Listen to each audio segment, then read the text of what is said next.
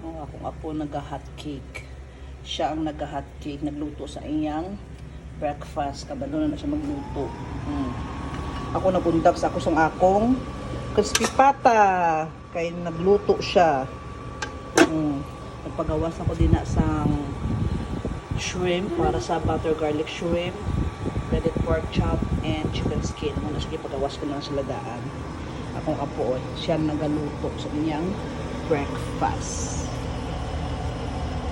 Hot cake, yan luto para pancake. Nunak, no? Okay.